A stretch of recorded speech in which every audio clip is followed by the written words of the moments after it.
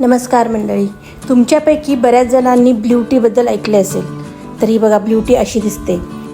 Blue T म्हणजेच गोकर्णाच्या फुलांची चहा. गोकर्णाच्या फुलांना हिंदीमध्ये अपराजिता असे म्हटले जाते, इंग्लिशमध्ये त्याला बटरफ्लाय पी असे म्हटले जाते. तर ही ब्ल्यू टी आपल्या आरोग्यासाठी खूप फायदेशीर असते.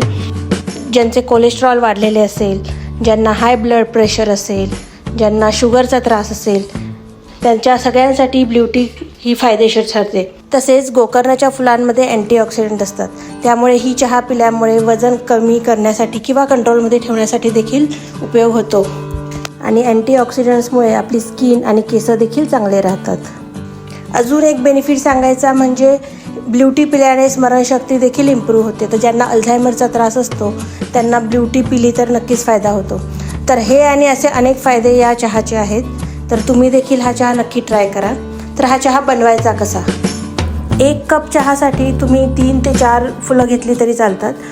वाळलेली फुलं असतील तरी तीही चालतात. सर्वात प्रथम 1 कप पाणी उकळायला ठेवा. पाण्याला उकळी आली की ही फुले तुम्ही पाण्यामध्ये टाका आणि थोड्या वेळ उकळी येऊ द्या. थोड्या वेळानंतर तुम्हाला पाण्याचा रंग बदललेला दिसेल, म्हणजे तुमचा चहा रेडी झालेला आहे. तर हा चहा गाळून तुम्ही तसाच घेऊ शकता किंवा यामध्ये काही लोक मध टाकून पितात, काही लोक लिंबू टाकून पितात. तर हा असा आमचा चहा झाला तयार. तुम्ही देखील हा चहा नक्की करून बघा आणि हा आठवड्यातून 1 कप तरी कमीत कमी घ्यायला पाहिजे. हा व्हिडिओ तुम्हाला कसा वाटला आणि तुमच्यापैकी किती जण हा चहा पितात हे मला कमेंटमध्ये नक्की कळवा. धन्यवाद.